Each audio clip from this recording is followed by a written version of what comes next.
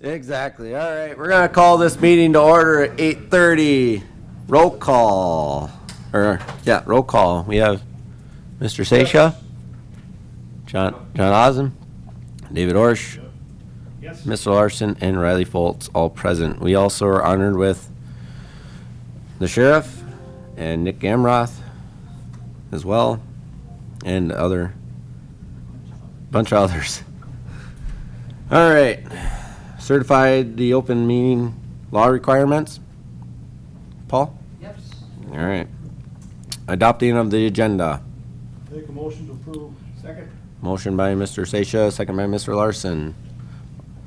Any comments? None? All right. All those in favor, signify by saying aye. Aye. All those opposed? None. Motion carries.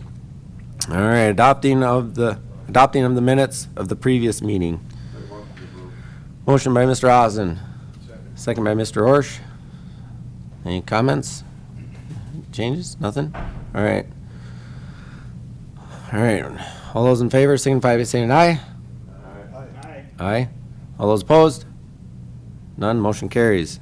All right. Public comment. Period. 15 minutes. Members of the public will have 15 minutes blocked of time to comment on today's agenda items. Members of the public must be presented at the beginning of the meeting, or comment period will be waived. Public comment period may be extended and conduct at discussion of the chair and after advising by the exec finance committee. You can call at 715-538-1770. I'll repeat the number again, is 715-538-1770. Item number 6, Wisconsin Department of Revenue presentation. John, Mr. Gamroth. Good morning, everybody.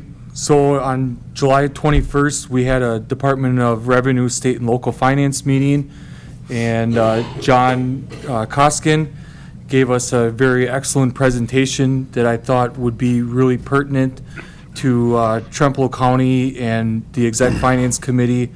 John is the Chief Economics for the Wisconsin Department of Revenue, has served in that capacity for several administrations. His expert economic analysis has positioned him as the authority on Wisconsin's economy. John's detailed and visual presentations make it easy to understand the condition of Wisconsin's economy. His presentation will broaden your understanding of Wisconsin's economy, and along with an overlook of the state, John will bring it closer to us and discuss the economy of Trempealeau County in west central Wisconsin. When we had that meeting, John had a very excellent slideshow presentation, and I just thought with our capital projects that we have going on right now and everything with the employment in the county, that this would be a very good presentation to have you guys see and hear. So I'd like to turn it over to John right now. Is he on mute? Let's see, do I have, my mic is on, I see the video, can I share screen? There we go. There you go. I'm getting there. And I'm hoping you can see the document that says Wisconsin Recovery Growth After the Pandemic. Yep, we can see it. That's all I need to know. And it's always a challenge with these things. So before I get started, the one thing I want to emphasize is that you can be free to ask me questions anytime.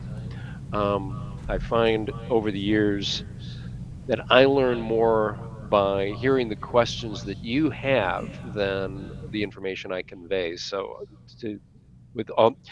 it helps me to understand what's going on because of the questions that I get from audiences like yourself. So don't be shy. My favorite questions are the ones for which I can say, wait, that's the next slide. The second question is, I don't know, but I'll figure it out. And the third question is, I have no idea, but the next audience will get the answers. So with that, let me get started. We should go about 15 minutes, and then you can interrupt at any time uh, if it works for you. Otherwise, we'll save questions to the end. With that, let's get started. Slideshow from the beginning. Always a good place. There you go. To quick recap the COVID contraction, um, the COVID contraction was the worst economic collapse in U.S. economic history. Real growth in the second quarter of 2020 fell by over 33%. You can go back to the Great Depression, and they had no one single quarter that bad. Great Depression was bad because it lasted 4 years.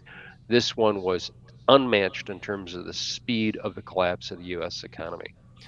The fortunate part is it's also the shortest uh, economic contraction in U.S. history, only lasting 2 months. And if you were to contrast that, like I said, to the Great Depression, that lasted 43 months. That makes a huge difference in the outcome because the recovery was also the strongest in U.S. economic history. While you went down 33, you bounced back 36%. In part, the bounce back was led by when you are seeing the U.S. economy in that kind of a free fall, the purpose, of course, would be don't let that continue to happen. You will basically try anything. There were, in fact, 3 rounds of stimulus funds to keep the economy afloat. And of course, the Federal Reserve substantially cut interest rates and did, by buying bonds, inflated the money stack because nobody at the time was worried about inflation. We were worried about economic collapse. So all of this money comes through. You can see on the left chart the red line is what Wisconsin personal income would have looked like without the stimulus funds, and with the blue lines, what it looked like with it. We're getting to the stage now that we're about ready to be fully phased out. There is some trivial amount still flowing through, but you can see on the right where the peaks are, you can see the spikes there. All of which meant that Wisconsin personal income actually never declined um, past, in contrast to what you would have seen without it. In particular, it was the boost to the stimulus funds provided to uh, proprietors, whether it was the Paycheck Protection Program, and in the case of farmers, that was instrumental in keeping the farm economy from really hitting a free fall and actually turning negative. So, in that context, they worked. As you were to see a collapse and recovery come through, you can see it in the sales tax collection data. We had a situation in 2020 compared to 2019.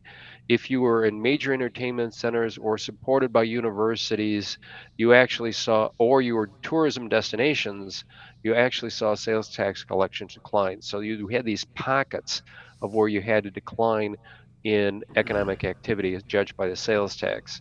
And you being close to lacrosse were not exactly immune from it. But at 4% growth, at least it was real terms. The following year, practically every county in the state of Wisconsin in 2021 had double-digit increases in sales tax collections. In your case, almost 12%. The first half of the year, it hasn't quite been so strong, but that's coming off of the prior years where we had double digit increases. Basically, where we're getting the double digit increases now are the ones that really lagged behind. The ones where it's in the low singles is where you had a couple good solid years back to back. Now, housing and construction is sort of the big item. When interest rates, of course, got low and people started seriously thinking about they have to rethink about where they're living, Wisconsin housing construction really had a great year. We basically total construction for Wisconsin right now is running at levels that we haven't seen in 15 years since the housing boom collapse. We even haven't gotten back to those levels yet, but we came up significantly, as you can see, where we go from 17,000 units in 2020 to 23,000 in 21. Well, we've retreated slightly since then. We're still running ahead of last year at the same point. In particular, home price indexes have increased substantially. We are looking at the biggest increases in home prices that we've had in 40 years. So you can think about the housing boom back then and what we were looking for price increases, or even during the double digit increases in inflation back in the 1980s. This is the strongest rise we've had since that period, arguably close to the strongest ever. Um, I go back to, you'll notice the blue line there is actually what is Wisconsin Department of Revenue's assessment for residential value. The red line is the Freddie Mac Home Price Index. They generally map pretty closely. There might be a bit of a lag on the residential side, but in 2021, they matched almost exactly. So I don't know what we're going to get when the data is published in a few weeks, but I'm expecting a very strong number simply because of what we're seeing from the Freddie Mac Home Price Index. And even more locally, what is displayed here is Trempealeau County's home sales report from the Wisconsin Realtors Association. You're looking at the strongest sales for at least the 12 months ending second quarter you've had since 2005, and your median home price increased substantially each year over the past 2 years. For non-residential construction, I'm still waiting for the update, but Wisconsin avoided the sort of the downturn in non-residential construction that the rest of the country had. Displayed here in two charts is roughly compared the 2010 average. How did the value of non-residential construction look for the U.S. and Wisconsin? We tended to lag until around 2018 when we started accelerating past that. We did not decline in 2020, although the U.S. did. Same exercise comparing ourselves to the state of Illinois. The state of Illinois did not go up. They actually have been basically going sideways, and we've been accelerating rapidly over the last 2 years. Indeed, for the state of Wisconsin, commercial values did not falter at all during the COVID contraction. We actually were able to stay quite positive during that time frame. The issue is often labor markets. We've now recovered uh, what would be known as our payroll employment. About 85, 90% of our private sector jobs have fully recovered to pre-pandemic levels. Part of what you'll see in the recovery is sort of the next slide.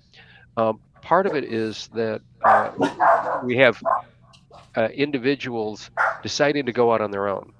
Displayed here is what is the employment count for the household survey.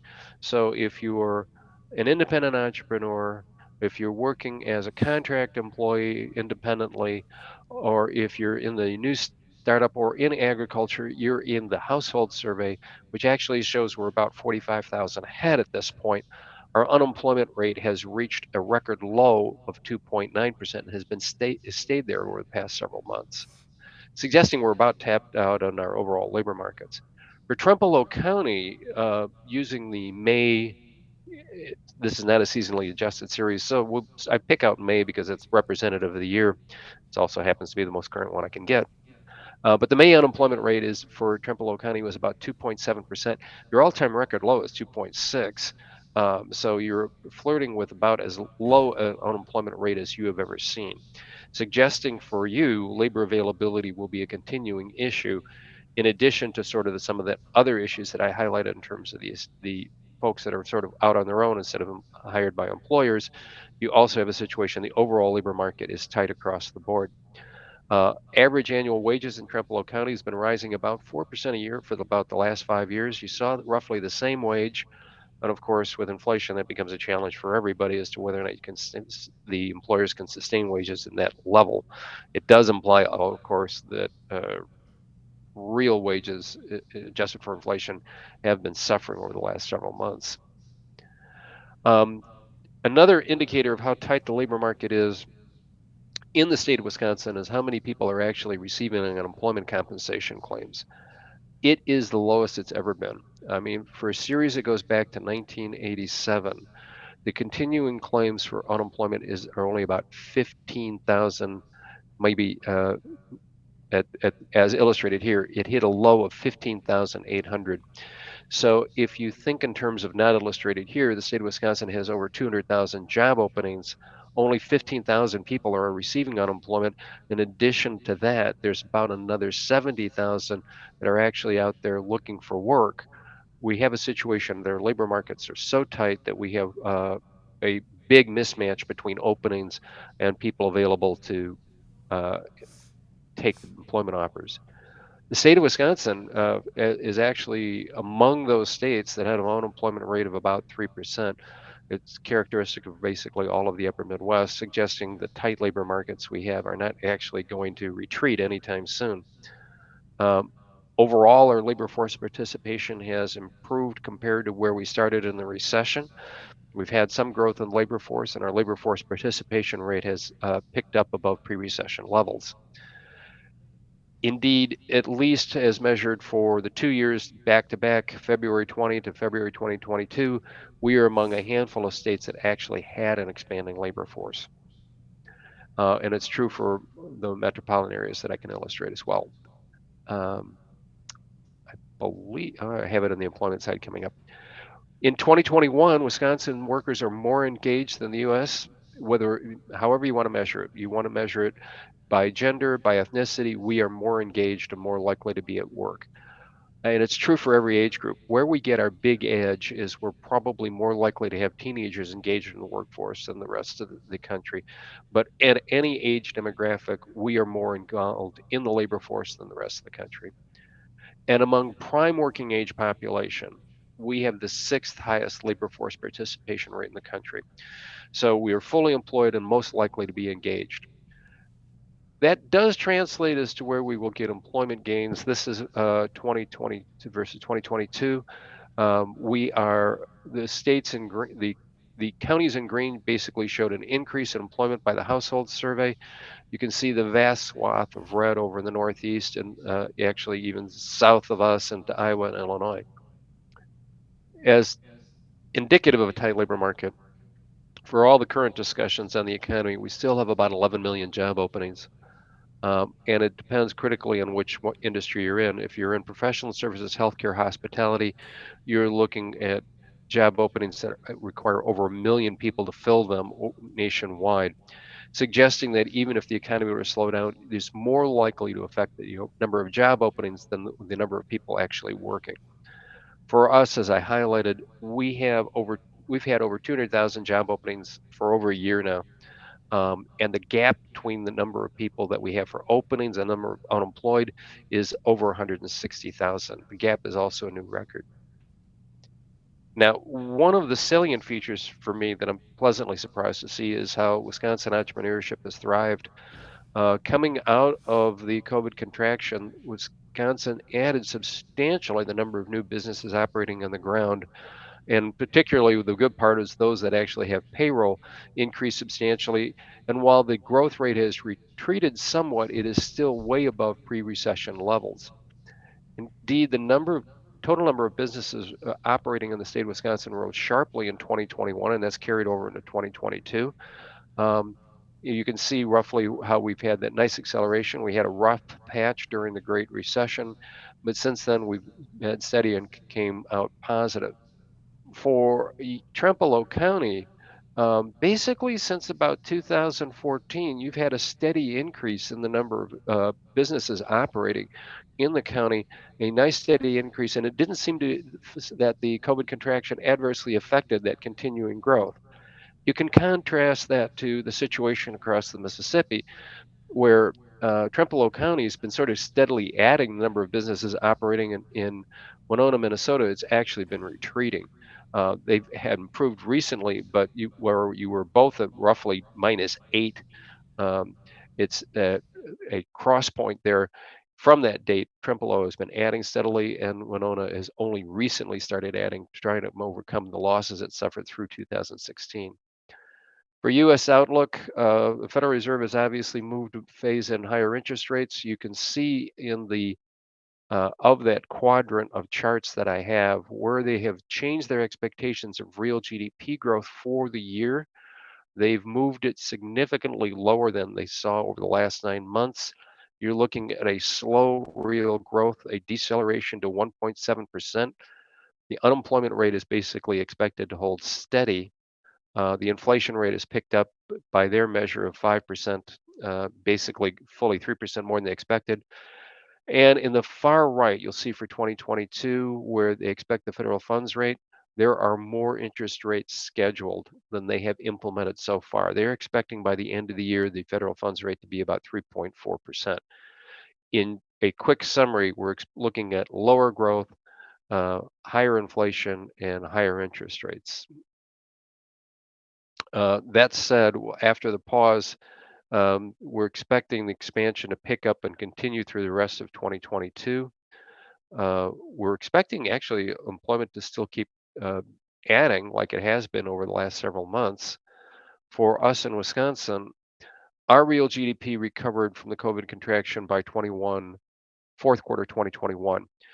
It moved basically sideways in first quarter, but that was actually a relative to the rest of the country. That was a good quarter for us. For personal income, we were the ninth highest in the country, basically on the strength of a rebounding agricultural sector for us. And for real GDP, while the rest of the country shrank by 1.6%, for us it was basically break even, down 2/10. And again, it was sort of the rebound in agriculture that allowed us to have that kind of a strength. You contrast that to basically all our Illinois was significantly down, Minnesota down, um, and Iowa even more so. But we're among the stronger states in terms of how we have started 2022. We're expecting growth to slow down for us substantially compared to 2021 into the 2% range, and it's going to stay there. So again, relative to what I was saying before, slower growth in terms of real GDP. Uh, but we're not expecting big changes in our unemployment rate. We're about 3%. We'll see it sort of drift upwards in 23 and 24, but not significantly. So we're basically still expecting to be at full employment over the rest of the horizon. We're expecting our labor force expansion that had started to continue, but it will sort of modestly level off in 23, 24 as we sort of hit the limits of what our population can handle. Um, we're at full employment already. We're expecting the non-farm employment to be fully recovered by 2023. That's that gap of about 16%. Um, personal income, we're looking for it to fall because we're seeing the stimulus money withdrawn. So but wages and salaries, we're expecting in about the 8% territory, consistent with higher wages to deal with inflation and our expanding employment. With that, I think I'm done and I will answer questions.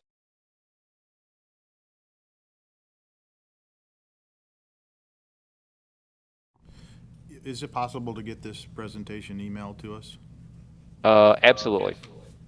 Okay, thank you.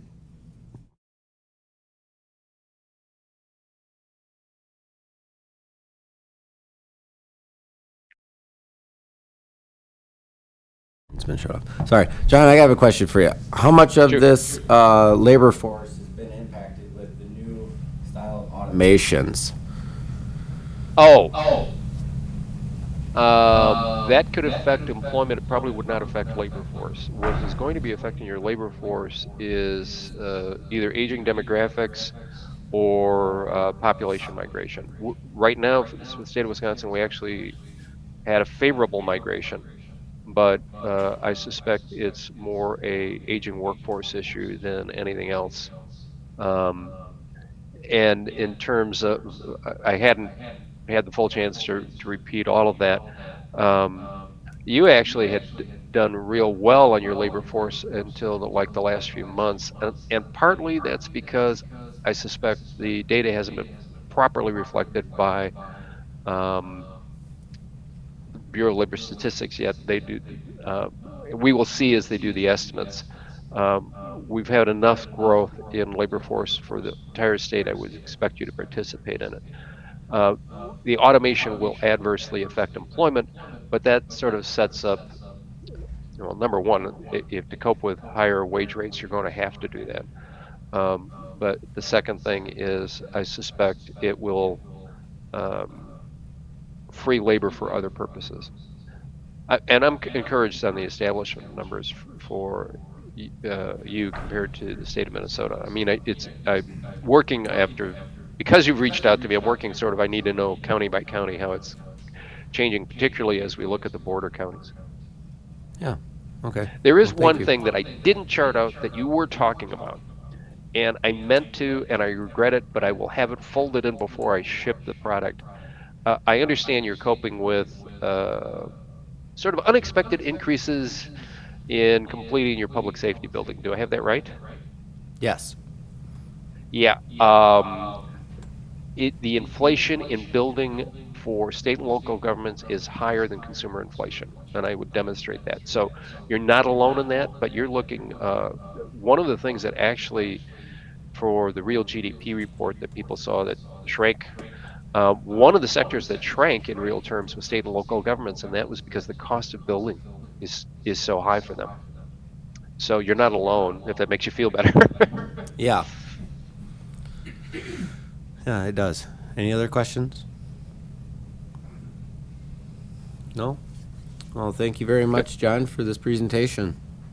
All right, I'll ship it out probably, if you'll probably get it tomorrow morning, if not yet today. All right. Well, thank you. So long. Yep, bye. All right. Item number 7, county sales tax update. Mr. Severson.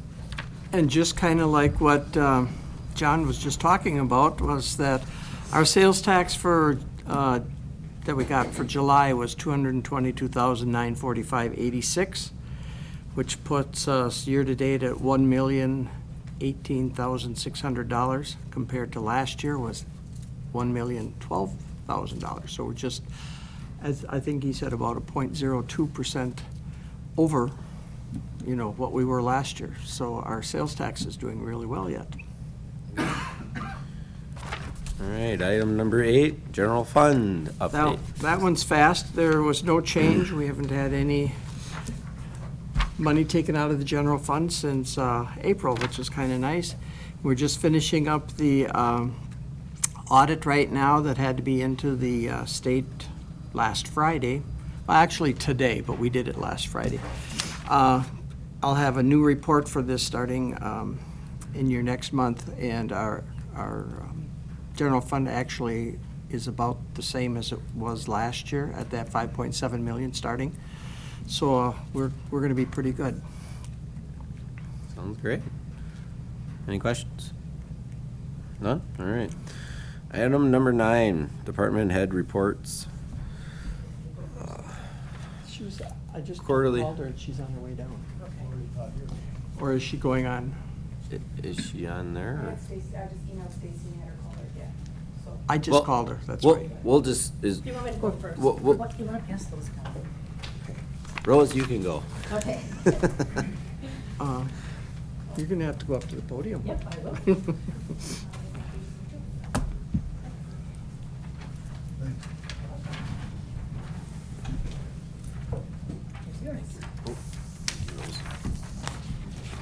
Am I on?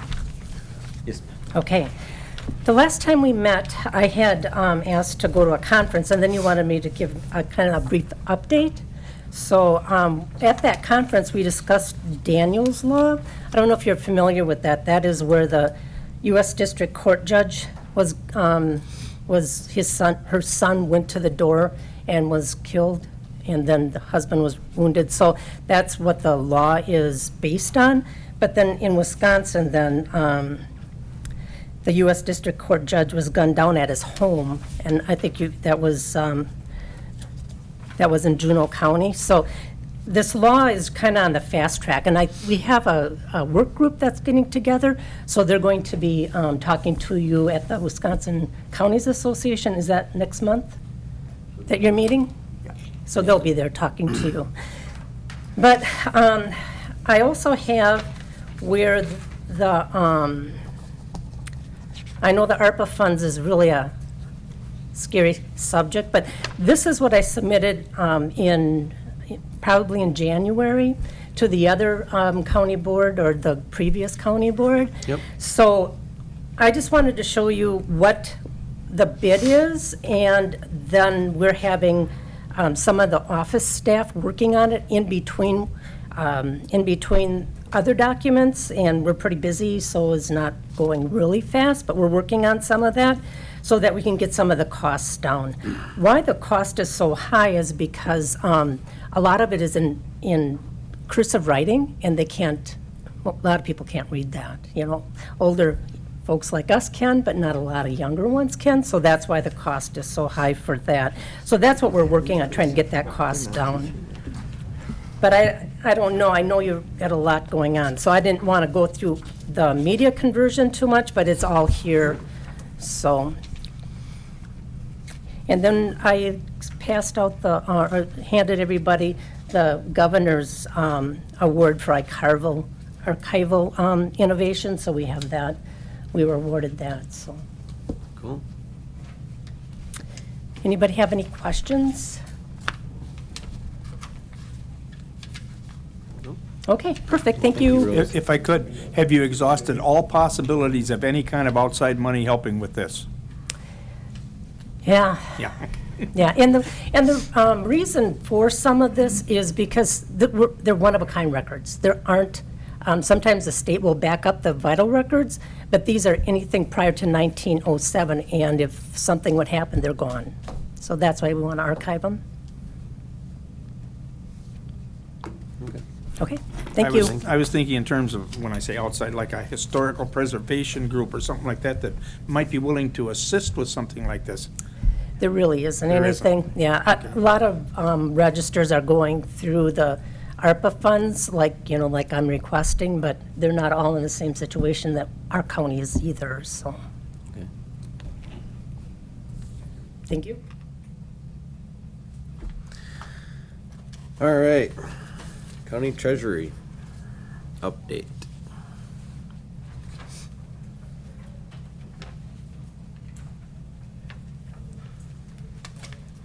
Good morning. Morning. You should have received my, is it on? There it is. Okay, good morning. You should have received my report in with your agenda. Some good news, interest rates have gone up, so any investments we have, we're getting more money for interest income. I'm guessing that I had budgeted 75,000 for this year. I'm guessing we'll be about 50,000 over on that if interest rates stay where they're at. And then for next year, I'm looking to budget at least 150,000, so, that'd be more than what I budgeted this year, so that's good news. Some other good news, our tax delinquencies are about the same as last year. They're about 50,000 actually less than last year, so it's a little better than last year. I do have some other things that aren't as good. Last year, I had talked to the Exec Finance Committee about GCS, the program that we use for our tax collection and doing our tax bills. They're requiring us to upgrade to what's called Land Nav. And it's going to be an internet-based program, so then it'll be out in the cloud. And this is the last year that we have to get back onto the Land Nav program. So it's going to be about 23,000 more than what we paid last year, or paid this year. And then also another thing, one of our sand mines, they have 3 years of taxes out there, so they're up on my foreclosure list. Their tax balance right now for 2019 through 2021 is about 350,000. So if we have to foreclose on that, we'll lose that tax income. Do you know which mine that is? It's the CSI Sands by Arcadia, La Prairie Sands. I think they just sold one parcel, but it's not that much. It's maybe $5,000 in taxes, so. And another bad thing about that, the legislature passed Act 216 this year. Previously, the county got to keep any income that we got from the sale of tax foreclosure property, except if it was a homestead property. The owner could request to get the proceeds on those type of properties. But now with Act 216, the legislature says that we can no longer keep any of the profits. They have to go back to the owner. And then another thing, one of the sand mines, High Crush Sands, they disputed their tax assessment, and the county will have to be paying out $64,000. And I think, Nick, didn't you say there's another one in the courts right now? It's not a sand mine, but it's a larger business. And if that gets approved, we may have more money that we have to pay back to the municipalities. So those are all things that'll be affecting this year's budget.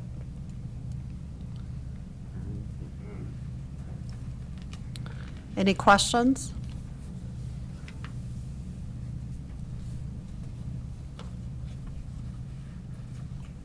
Yeah, I've got a question on the foreclosure option for taxes on CSI you mentioned.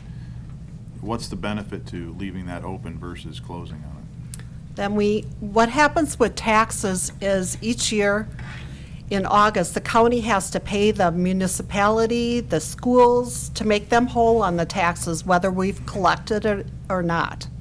So the county's always going to keep losing if we don't foreclose on that property. And this is a large, like I said, a large tax amount. So is there a proposal to close on that or foreclose on that? I mean. Well, we're required to by law. Right, so when do we do that?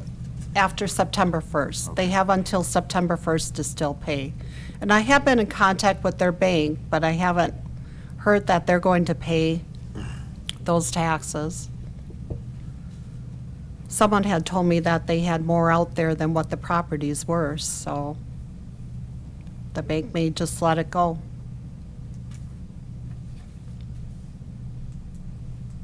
Is there any way we can recoup some of that money, or is it just we're out of luck? When we foreclose on it, then, prior to paying out the property owner, we get to take into account any expenses that we have Okay. incurred. So we would get reimbursed if we sell it for more than what the expenses are. Okay. Any other questions? All right. Well, thank you.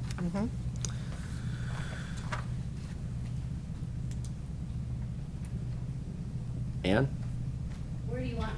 Right there will be just Right fine. here? I'll pass this over first. Or you can come up to the podium too. I always look so short up there. I got that board thing. You want me to put that up there? Huh? No. I got that step, well, there's one in the kitchen. It's a steps, it's a board platform for, we got that when we had the conservation speakers. So Paul asked me to bring the project initiation form prior to budget. Usually it gets turned in with budget, but he thought it'd be easier. What I'm asking for is to increase the real property lister from 32 hours to 40 hours a week, so back to full-time. And as you can look through the form here, and part of the reasoning is because there's increased documents being processed. And then, like I said last month when I was here, we have a lot of projects in our land information plan due to the state. And I've assigned a lot of those projects to the real property lister GIS specialist. So in there, there's also the cost that it would be, page 3, I think. From 2023 through 2027 is projected.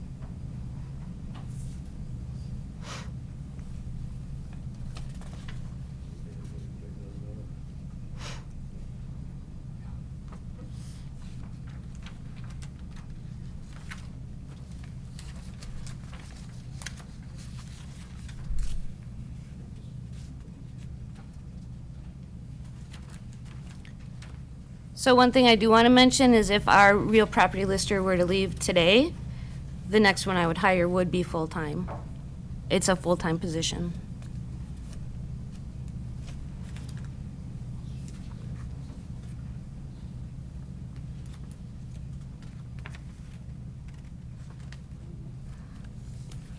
If I could, looking at the first page, you're talking about it being a 2-year plan, but in your proposed costs, you've got a 5-year plan. Yep, so every 2 years, we have to submit a new plan to the state of Wisconsin.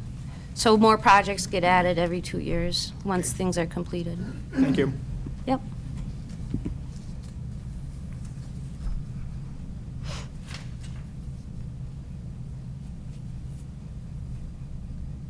And are you looking for approval of this today? I'm not sure how this works. I would say no, but I wanted you to be having it on your radar is what, Okay. knowing that what the request from the exec committee is for budgets for next year. This one's got an effect to that, so. Krista also asked me to bring it to Personnel bargaining. personnel bargaining. Okay. Any questions? Any more questions? Awesome. All right, thanks. Thank you. All right, item number 10, discussions regarding the board member in person attending at TCHCC Board and Trustees meeting. Mr. Niedermeyer. I think this is on you and Paul and, right? Nope, Rick. Well, I know this was, there we go. This was requested at, excuse me, at the request of Supervisor Fritsch. I don't know if she wanted to say anything first or not. But since this agenda was posted, the one thing I do want to say is that I think that this is more than just necessarily the Trumpealeau County Healthcare Center. These issues could arise on any given committee, so I think as a general proposition, it could be a position taken just as a whole for the county itself. But I know that it initially came up related to some concerns on the Healthcare Center Board of Trustees. I'll let you go ahead and kind of voice what your concerns are, and then I can add in there from a legal perspective any issues or concerns. Sure. So my concern is that the public is allowed to attend these meetings in person at the healthcare center, but the healthcare center is trying to say that I have to follow their employee standards that requires 100% vaccination. Personally, I have chosen not to, just for my own health reasons, and they won't let me attend the meetings in person. I can only attend them by Zoom. Which doesn't work out well long-term. I would prefer to be there in person. It's easier to hear and participate in the meetings and be an active member on the board. And I just feel that I should be given the same benefit as the public. They have protocols for the public to be able to attend the meetings, wearing a mask, answering questions. But me being elected onto that board, I'm not allowed to attend. And I just am concerned that they shouldn't be able to discriminate who can be elected onto that board as far as their oversight committee. And so I did have some conversations with Heather, but I also spoke with Jerry Dietz and Lori Glonnert from the Healthcare Center as well. Really what it came down to from a legal standpoint is whether or not elected officials, and those particularly on that board, but elected officials in general, whether they are deemed employees of the county, and so whether or not they would fall under that rule. My understanding is that it's what we call the CMS rule that went into effect a while back that did require any employees who work for a facility that is covered by that organization is required to be vaccinated if they're going to be reporting to work in some form or fashion. So it really comes down to whether or not a county board supervisor is an employee per se. As we found, Evan and I have done some extensive research on this. There's not a clear-cut answer, and it's not an easy thing to answer as well. Because there's nothing in the law that says you are or you are not. So we've had to take a look at a number of different areas of law, and I've been promising Heather a memo on this, and it's just every time I go through this memo, there's just one more area we want to take a quick look at to make sure we got our bases covered. And we've looked at the IRS rules, we've looked at the state laws, we've looked at federal laws. I mean, we've done a whole gamut of things. My legal opinion is that county board supervisors are not employees of the county for a number of different reasons. I'm not going to go over every single one of them. Once I get this memo prepared, I can get it out to people as you can see, but just a couple of reasons why I don't believe that they are considered employees per se. Employment, unless you are under contract, is at will, generally speaking, in the state of Wisconsin. County board supervisors are not on the board at will. They're obviously elected by officials. There is a Wisconsin statutory provision that says that a county employee cannot be elected as a county board official or supervisor. So again, would be another, what I say is lends support to that fact. It doesn't say it 100%, but it lends support to the fact that they could not be considered employees. So then we started looking at federal law. Under federal law, there's under workers' comp and the Fair Labor Standards Act, elected officials are expressly excluded from the definition of an employee. So there's just a number of areas. Again, they're not all directly on point, but when you start looking at a number of different things and where they do or don't fall, it just kind of really lends support to the fact that supervisors would not be considered employees.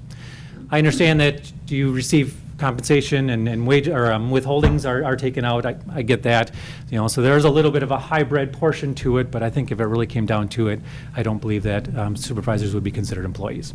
So having said that, then you go back to the rule and see where you fit in within the rule, and then kind of go from there. So now again, too, when I spoke with Jerry, we had a good conversation, but just thought that this is more of a broad category discussion than just the healthcare center board. It would be across the county for any committee if any kind of issue would come up. So with that being said, where do you want us to go? Are we just talking about it up front, or are we going to be able to, Mr. Ozen? I had a little conversation with Jerry myself. Anyway, he really doesn't have a problem. It's just the rules that the states and federal government has imposed on medical facilities in general, I suppose. But I agree with this, we've been considered like we're employees, but we have no benefits. Yeah. We're definitely not overpaid, so I would say we're not employees myself. And if, even for guests out at the healthcare center, you're required to wear a mask. All you would have to do is wear a mask, and to me, that should be sufficient. And Sure. I think this is something that's got to go to full board to get approved, so we just do it for all committees, not just this one. correct. Correct. So basically, we would just give Jerry clarification that I should be treated as a member of the public, since Yeah, I'm there on right. public. Right, because. And that's all I'm really asking, is that, because any other board member can go as a member of the public to observe the meetings, whether they're vaccinated or not. And other board members have. That's all yeah. And I do think that that the county should probably take a position on how they look at their supervisors when it comes to serving on various committees. So I do think that some, when I say formal action, be taken to say that this is what our position is. I just want to be careful to make sure we're not saying that we're not trying to say, under the law, this person would be considered one way or the other, because again, I think that it's subject to interpretation. But I think the county can take a position in regards to our supervisors are not deemed employees for purposes of serving on committees. Something along those lines, I think, would be appropriate, or something open to discussion, I should say. But yeah, I do believe that the full county board should have that take that position one way or the other, and kind of go from there, type of a thing. So Rick, you're suggesting then that we come together with a resolution that specifically states, as a county supervisor, board supervisor, we are not to be considered employees for the purposes of meetings. Correct. We can work on some language along that lines, but I think that would be, because that's typically, the resolutions are what the board considers, so I guess that would make some sense too. Part of the reason I think there was some confusion with the healthcare center as well too, because a number of years ago, and they provided me with the information, they were paying the board members in a certain fashion, which was different than the rest of the supervisors were being paid for other committees. And so then they converted it to come in line with the rest of the county so that everybody was being paid the same way. And I think at that time, I think it was just a thought process that we're withholding, so therefore they must be somewhat of an employee type of a situation. So I think that that's where maybe some confusion, for lack of a better word, might have come into play. So. Like I said, they gave me the information. That was, I don't know, 15, 20 years ago, something like that, that change was made. You might know better when that was made. I was just going to say, yeah, the problem came up when we would have to submit our W-2 information to the feds and all that. And when the healthcare centers, because we have to we're all one, we're only Trempealeau County, the supervisors that were paid out there were paid on 1099s. And you can't have a 1099 and a W-2 for federal purposes. So that's when that got changed to. Okay. So they get a W-2 now too. Sure. W-2 also. Sure. Sure. All right. So I guess from here on out, you should be able to attend the meeting in person with a mask. Well, I think it should go to, like, I think it should go to full county board. Sure. But I would like to make a motion that this committee supports that decision and sends it to full county board. I'll second that. I got a motion on the table, made Mr. Ozen, that we support the discussion at hand, and a second by Mr. Seisha. Any further discussions? In my mind, something's missing out of that amendment. Somebody like Rick or Paul to write the resolution up for us to have available, like Right. by full county board, Yep. to sign as a committee to bring forward to the board. correct. Yep, we can definitely work on that and get something together. And then make sure that you're comfortable with what the language is as well, too, of course. So, Can we have that by the 15th? yes. Mhm. Thank you. Yep. Okay. So the next healthcare center meeting is this Wednesday, so that one I'll still attend by Zoom until this resolution is done, just to clarify. Unless Jerry wants to do something alternatively. I mean, if he wants to voluntarily just say that it's fine, you can attend with a mask. I mean, that'll have to leave up to him, of course. Otherwise, once the board takes formal action, I would say at that point, it should be clear. Prior to that, I guess it'll be up to Jerry still at this point in time, so. Will you be talking to him about what's going to happen, or? I can certainly update him, yep. Mhm. Okay, thank you. I have a question for that one, Rick. Why does she have to wait? If there is nothing in the handbooks or anything on the laws that she is required as an employee, she should be able to attend right now to the meeting in person with a mask. And I don't necessarily disagree with you. You know, I'm giving a legal opinion. Oh, I know. But I'm giving a legal opinion, but their policy, they have the board covered under as an employee. And so kind of one thing that they're looking for is some clarification from the powers that be as to whether or not supervisors are considered employees or not employees. I'm certainly giving a legal opinion. Yep. And then obviously it's up to the elected officials to decide how they want to proceed based on that information. So from my perspective, I don't disagree with you. I guess until till the board takes official action as to this is what we consider, that will help clarify for them based on what their policies are. It's kind of a circular argument, so it's kind of round, so, but that's Okay. kind of where I'm at. I just want to Yep. get it clarified. Nope, I understand. Mhm. All right. All right, we do have the motion on the table still by Mr. Ozen. Right, and- one more question. So we will have that on the agenda for the 15th? Right. Okay. Okay. So we do have the motion on the table by Mr. Ozen and second by Mr. Seisha. We're going to do this as a voice vote. So all those in favor signify by saying aye. Aye. All those opposed? None. Motion carried. Thank you. Thank you, Heather. Thank you, Rick, for all that Yeah, you bet. as well. All right. Item number 11, discussions of ARPA funds.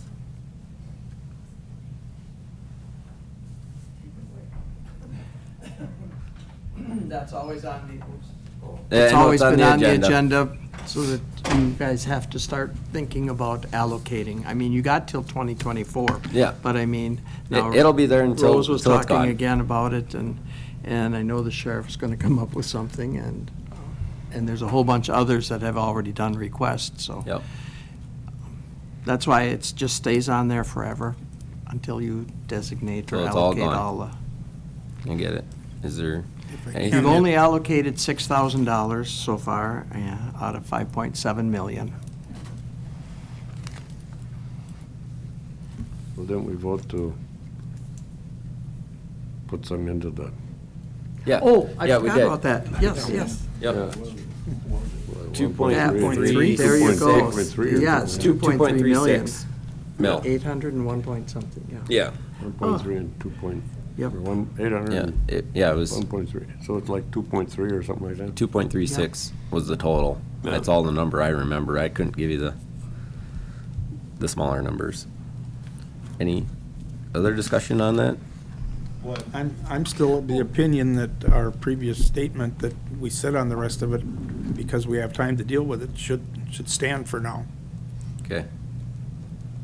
And on that, also, this 2.3 million that's been designated for the building project might not all be used, so some of that'll come back too. Yep. We'll see. Hopefully. Yeah, we'll see. But yes, You are correct, if it's not being used. I'm wondering, Paul, if we should maybe have to formalize that, if it's gonna be on the agenda every month, to have a listing that says this is what's been designated. And I could also, because George did that request thing, I can do that. Yep, so that way we know what's already spent and how much we have left. Kind of break it down like the rest of the, As for Sales tax. reporting, all I've had to report, because of the timing and all that, is the 6,000. yep. Right. But there's also the timing of when we get the funds in, right? We've got it all, Every bit of it? every bit of it. Yep. Sitting in a savings account that Lori gets interest on every month, so it's actually growing. Not very fast. Not very fast, yes. But it is in a segregated account, yes. Any other discussions on the ARPA funds? None, all right. Item number 12, FEMA funds update. Mr. Severson. I'm happy to announce that we got our first check from FEMA. It was only $90,482.42. They're still holding $150,000 and some odd change because of two of the pieces of equipment that are in the sheriff's department. They need to know a value on those, and they haven't received that yet. Okay. And I know Carol's working on it, Okay. so. I think it's on Integrity's end somewhere, but Carol's been working with. They're the ones that are asking us for it, Integrity. I was just, She's responded, but we had what the original price is, but feds are saying that it depreciates. So we have to figure out a depreciation schedule for what its value is. And they want to give us a depreciated amount, not a full value account, just a That's, depreciated I one, think that's like what 20 they're, years from that's now. what, but I think Carol said that it was just put into operation just recently, was it? It hasn't been in for, 3 months ago, maybe? so it, Yeah. whether it's And that was, when it went into service or when we bought it, you know. and that was because of difficulty we had getting permission from the state to use it. So, Oh. yeah, it wasn't just sitting there idle, but we've been trying to work with the state to get the proper licensing because it's an X-ray device. So yes, it's brand new, but 2 years old. Yeah, but typically depreciation goes in based on when you go into service, so. Yep. Okay, yeah, I wouldn't We do would that. hope, we would hope. I was going to get a schedule from the highway department, because they have to do that for all their equipment and all that, which is actually made up of, the state actually does it. The state tells what the value and what the depreciation, the salvage, and how many years to depreciate. So I'm gonna get on that part of it. Okay. Also, we are working on the second submission, which is about another $264,000 that we're just about ready to submit, which would be like the second wave of FEMA. So there should be more money coming there. And is this money allocated for anything, or is it? It's for expenses that have been paid for. Okay. So it's technically, it's going to be a reimbursement to the general fund, Okay. because that's where we took the money out of in the first place to pay for those things. All right. It's good to know. Any other further discussion on the FEMA funds? None? All right. Item number 13, 2023 budget discussion. That's on that'll be on every time now till November. Everybody's got their reports out, so we should start seeing budgets coming in now. Some are starting to come in already, so. All right. The deadline for submission is the 26th of this month. I think, is that a Friday? Yep, the Yep, 26th. It's Friday, yep. And then we'll put it all together, and you guys will see it at the September meeting, which is, you're gonna decide when that's going to be. And then you'll set up times for the budget hearings, Okay. which take about a week and a half. That's when you go on vacation again. All right. Because you'll be here all day. All right, item number 14, set the date and time for the next regular meeting. I I see jump- Labor Day obviously is the first, so Is we'll the have to first? make a decision. Or it's the 5th. It's the First fifth. Monday, First right? Monday. This is Alright. gonna kind of be like what the 4th of July was this time when that was on a Monday. You went the week later. Last year, exec finance just actually went the next day, which is the 6th. And that only gives us, and is anybody from, oh, okay. So you might want to go the second week, the second Monday. So the 12th? Oh, that's property decided that.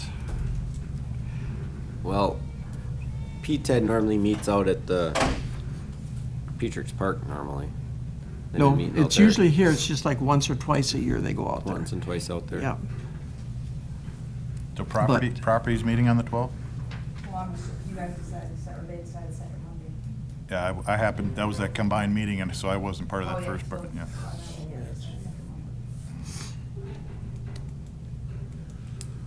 So,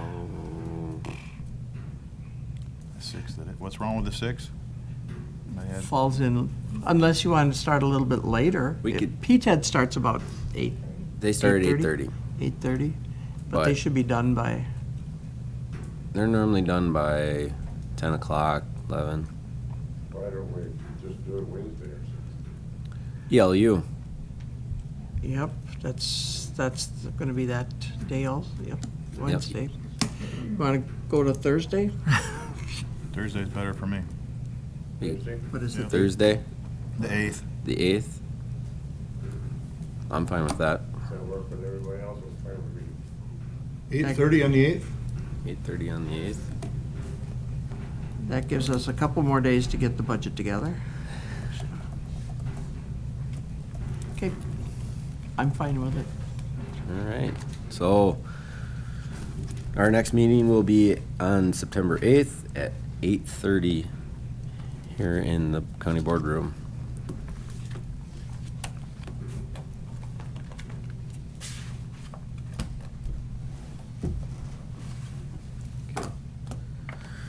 All right, that's done. Item 15, closed session.